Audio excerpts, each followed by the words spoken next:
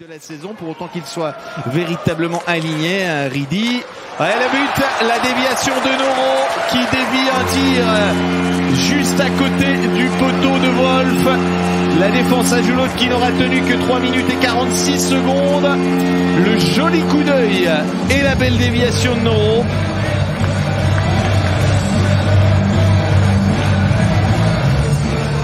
Malguin, Andrigetto et Noro. Voilà pour le trio qui s'est associé.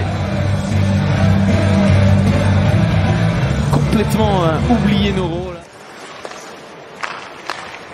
Kenville avec Azevedo, ça revient sur Gehring. Et but, j'ai pas l'impression que ça a été dévié. Ouais, on connaît le box-play jurassien qui est plus que problématique. C'est souvent assez catastrophique même. 6,55, c'est déjà le deuxième. Devrait être attribué à Gehring.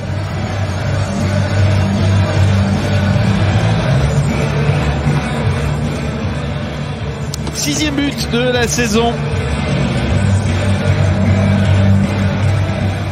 pour le défenseur des ZSC Lions. La houlette de Patrick Fischer à Viège a du métier. Et le troisième, Malguin, qui reçoit un puck pas vraiment gêné pour placer le tir. 11 minutes et 2 secondes de jeu. Et Malguin pour le 3-0. Ça ressemble à s'y méprendre au premier match disputé ici par la formation de Gary Sheehan. Avec 3-0 à l'issue du premier tiers-temps, qu'une seule équipe sur la glace. C'est le cas pour l'instant.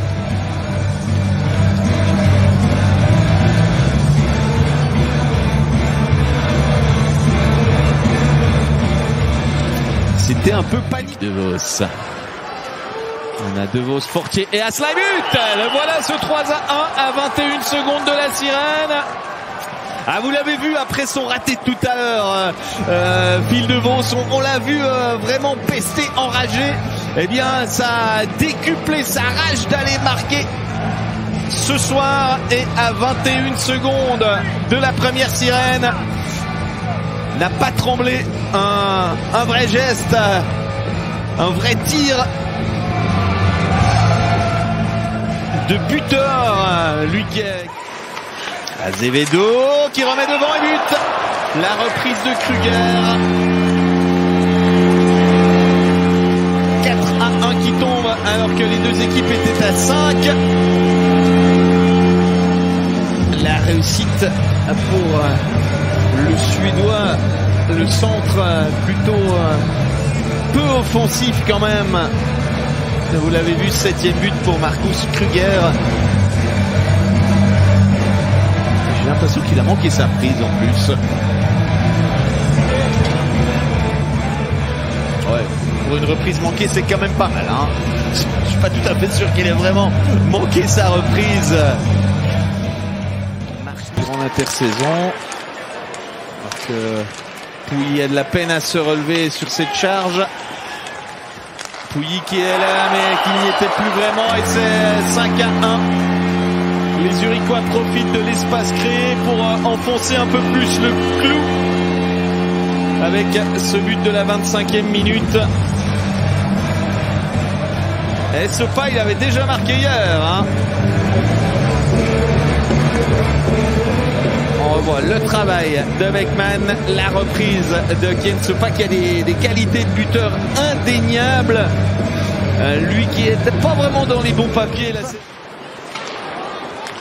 On s'achemine vers les tests statistiques, ce d'autant qu'Azevedo il va du 6e, 6-1. On n'est pas encore à la mi-match. Justin Azevedo, le joueur ontarien aux origines portugaises. Il a la double nationalité d'ailleurs. Il exploite à merveille ce puck offert au milieu du camp à Joulot. Tir précis. Récupération d'Andrigetto, Noro, Andrigetto, Malguin, Andrigetto, et c'est superbe. Superbe. superbe mouvement.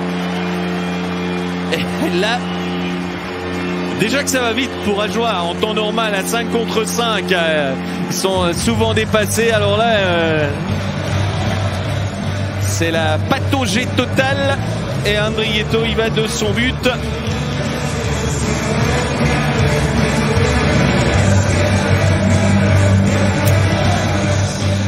Première révérence pour Eberhardt.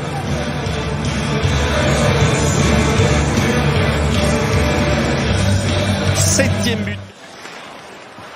Le tir sur réception et le rebond pour Schmutz qui marque. Le tir de Leduc, la reprise de Schmutz. Eh bien, Schmutz, il aime bien jouer ici au Hallenstadion. C'est son deuxième but de la saison, le deuxième marqué dans cette patinoire. De quoi mettre un petit peu de baume au cœur.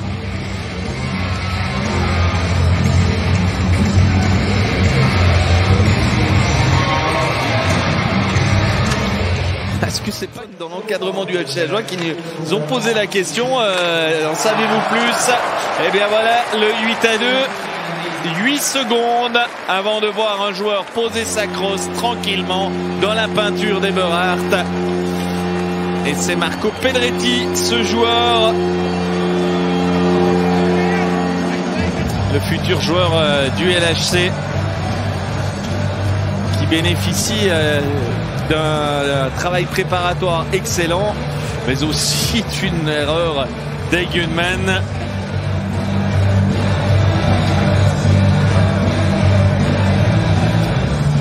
Mais on lâche son homme une seconde et c'est déjà trop.